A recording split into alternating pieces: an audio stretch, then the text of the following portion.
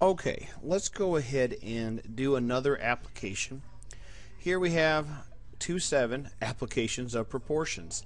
This is a small one. As you can see, I only have 2 pages done on my notes. So what we'll do is we'll go ahead and do the 2 pages from here, and then we'll do some from the textbook, which I have here. So we'll be fine either way. So let's go ahead and begin, and do remember, please, that you can take these notes and do the U-tries, and if you do that and show them to me, I'll happily give you 10 points extra credit. Thereby, this validates you watching this at night. Alright, so 2-7 application proportions. The first thing we have to learn is the word similar. Similar means same shape, but may not mean the same size. For instance, take the Sears Tower, or now called the Willis Tower, but the Sears Tower, you see the basic shape of it. In the gift shop, they sell small miniatures of this. So you can buy your piece of the Sears Tower or Willis Tower. You can have it as a memento. It's the same basic shape, just obviously smaller because you can't hold the Sears Tower in your hand. There's a couple things to remember too, a couple more terms. You have corresponding sides, which are 2 figures that are in the relative same relative position, and corresponding angles, 2 angles that are in the same relative position as well, but they're angles instead of sides. Take a look. Angle A and angle D, both in the bottom left, but more importantly, they're both color-coded with a red. Now, we color-coded them to illustrate that means that we're saying that A and D have the same degree of angle. Now, they don't always have to be in the same spot. They could be turned, and A would still be the same angle as D, but this is turned. But because they're the same spots, we're going to say there's corresponding sides as well. Also, because A and B have the same angle, and D and E have the same angle, the distance between the two will not be the same, but they'll have the same ratio between the two. We'll get to that a little later. So for right now, we're going to say the distance from A to B over D to E is a ratio. So this is 5 and this is 10, 5 over 10, or the ratio would be 1 to 2. We'll get to more of that in a minute. Same would be for B to C, ratio E to F, A to C, D to F. Now, we do know, because they're color-coded, angle A equals angle D. Angle B equals angle E. Angle C is equal to angle F. Remember, angle, degrees. Doesn't mean distance, but the degrees will be the same. Alright, so in this case here, because of that, we're going to say polygon. You can say figure, polygon. Because it's a triangle, we could even say triangle ABC. Usually they'll say polygon of some sort, but I'm going to say triangle ABC is similar to triangle DEF. Doesn't mean they're the same size, but they are the same basic shape. Alright, so you can follow along on page 121, which is right here. So basically this example here is what we're going to do. But we'll do it for you right here. They give us, in fact, you know what I can do? We can mess around. Alright, we'll put it right beside each other. So I took RST and put them here. You see 8 and 5. And I went ahead and put CBD right here. A little different shape, grant you, but I tried to make it as close as possible. I can make this longer, but whatever. The point is this. In this case, RST is similar to BCD. The first letter, angle R, is now congruent to angle B. Why? This is in the first one, this is in the first one. So the way we put them together, we're saying that angle R is congruent to angle B. Angle S is going to be congruent to angle C. Angle T is going to be congruent to angle D. And that's what we have for that. Now that's where we got so far, but let's take a look at it. Now since it says R corresponds to B, so this to B, and S corresponds to C, which we talked about, and T to D, we can do this. The distance from R to S, and remember R is first, S is the second, has to be a ratio from B to C. So, B to C here is X. Since we don't know that, we could say the following. We could say this is 8, and that's the ratio from these guys here, from this to this, over the ratio the R to S, now B to C. B to C, the ratio is 12. No, excuse me, B to C, the ratio is X. That has to equal the same ratio.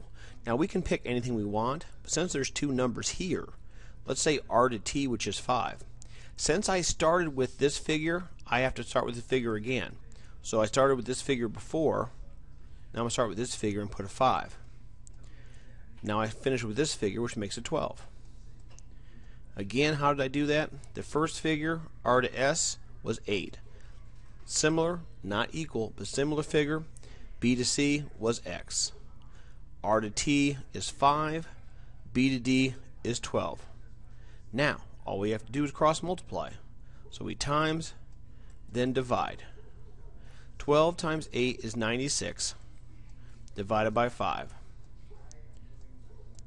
You go ahead and divide this by 5. A little trick I've learned is if I would times by 2, it would be 10. So I'll just divide this by 10 and then times by 2. In other words, I'll make this 9.6 times 2, and I get, let's see here, carry the 1. No, excuse me. No, that's right, yeah. That makes 19.2. Now, if that's true, let's try it the other way. Let's go ahead and take 96 divided by 5 the traditional way. 5 goes to 9 one time. 4 and 6. 9 goes into 46 9 times. Makes 45. Since there's nothing left, we'll put a decimal. Put a 0 here. 0 comes down. 5 goes into 10 2 times. Voila. I realize you probably just calced it, which is fine, but I just wanted you to see a couple different techniques. Remember that the more you can do mental math in your head, easier it gets. So again, 96 divided by 5. Alright, and notice how here it says 19.2 as well. And there you have it. So now we figured out what this distance is based on the ratio. Alright, let's take a look at the next one, shall we? The next one is a little harder to draw. As you see, we have 6 different figures here. F, G, H, J, K, L. So F, G, H, J, K, L in this order. And the same order, M, N, P, Q, R, S. Now, notice how G, H is our first match, which is the second and third number. Therefore, the next match would be N and P. Notice how N and P is 6, and G and H is 4. It really doesn't matter which one you start with, but for simplicity's sake, I always go from left to right. So I'll go ahead and do this first, which is 4. Over, because remember these two distance was 4.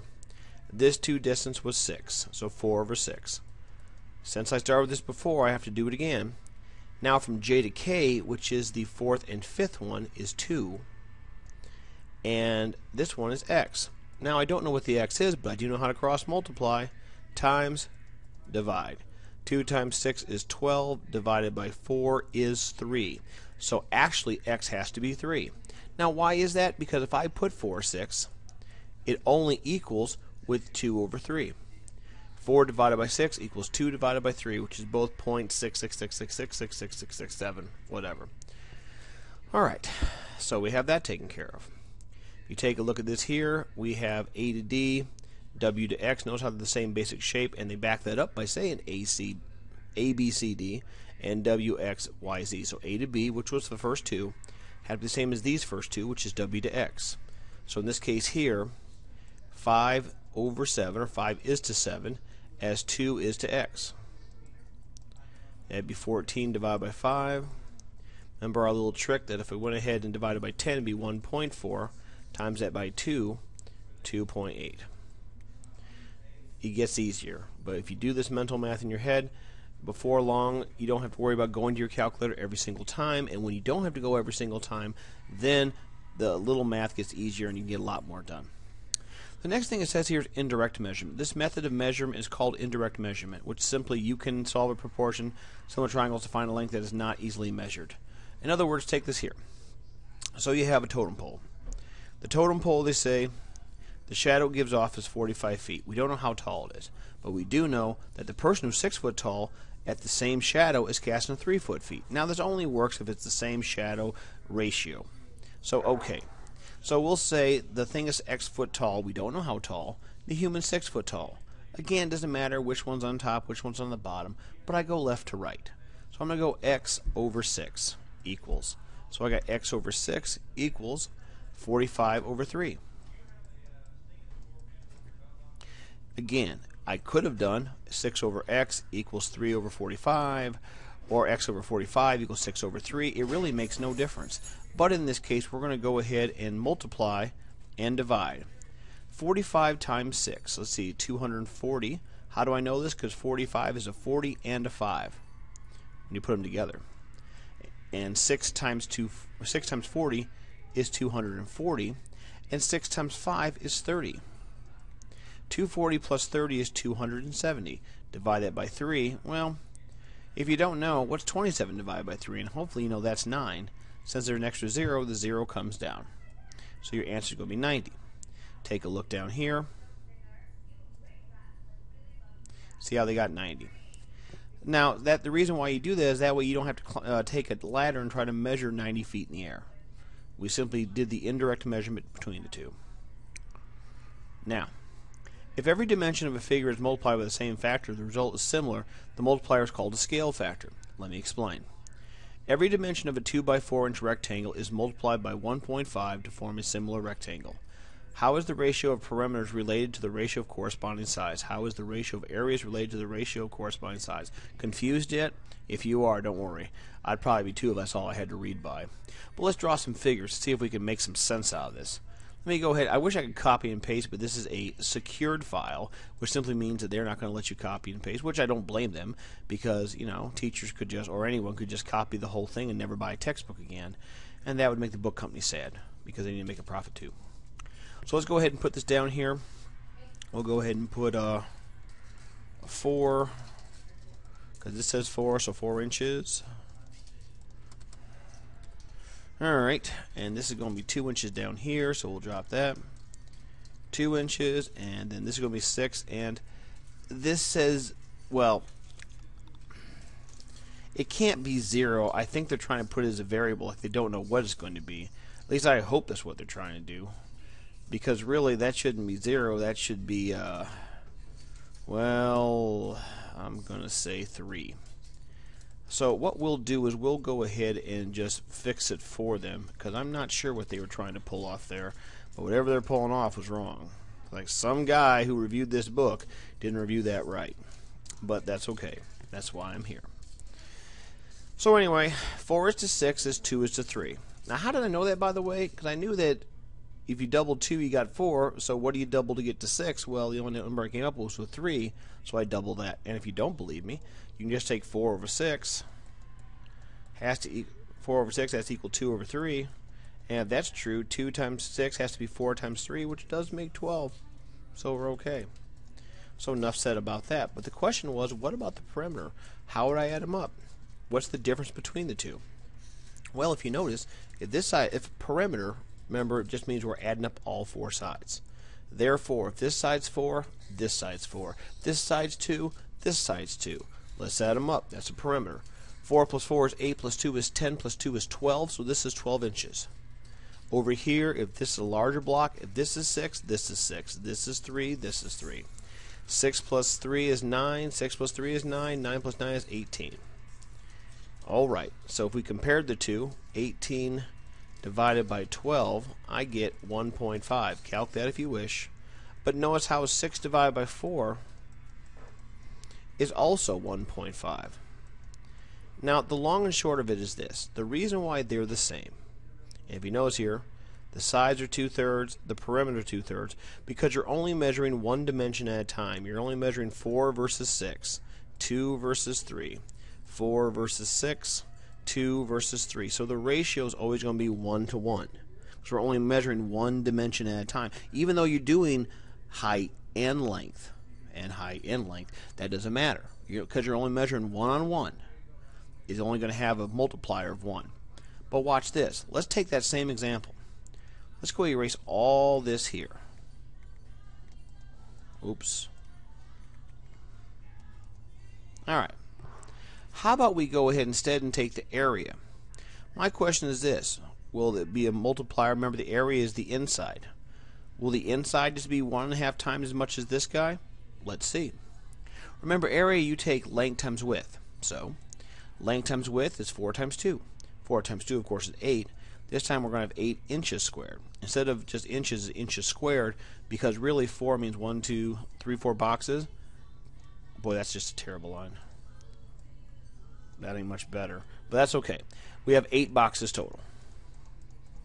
Here we have 6, so 1, 2, 3, 4, 5. Why don't I draw 5 lines? Because you always have one extra space than lines. 1, 2, 3, 4, 5, 6. So with 3 cuts, I'll just make 2 lines. That makes 18. Very misshapen 18, but you get the idea. Alright. The question is, will 18 and 8 be a ratio of 1 to 5? Let's find out. So we'll take 18 divided by the 8. And, well, my calculator is not with me. Luckily I have a calculator on my neck, so I'll be fine. So let's go ahead and do 18 divided by 8. So 18 is here, divided by 8. 8 goes into 18 twice. 2 times 8 is 16. 2, nothing left, so I'll put a decimal, put a 0. 0. 8 goes into 22 times. 16. 4, 0. 8 goes into 45 times. But wait a minute. How come that the ratio of the area is 2.25, but the perimeter is only 1.5? How's that work? Well, the reason is this. When you do area, you're measuring two different dimensions. You have length and width. Length times width, in fact. Therefore, since you're multiplying two different dimensions, you're multiplying the 1.5 ratio twice. Go ahead and take your calculator and take 1.5 times 1.5. I'll pause and do it. If you did that, you get 1.5 times 1.5 equals 2.25 because you multiply two dimensions, which is why we have to put a little square here. It lets us know that two things happen there. We not only measured a length versus a length, we measured a length times width and a length times width, or height, or whatever you want to call it. Just two dimensions. Now this one here, it says the same thing. So basically, to give you a little review here, they're just doing perimeters again, which is not really what I'm worried about right now. We'll just skip this example because I think we covered it to my satisfaction. And so there you are. That's the basic guided practice. You went ahead and take the notes. No U-tries, sadly, but we don't always have U-tries. Go ahead and review this information as you need. I can assure you in class we'll be probably covering 2 through 9 is what I would guess. So if you want to get a jump start on that, you can. We'll be doing it the next day. Thanks again. Bye.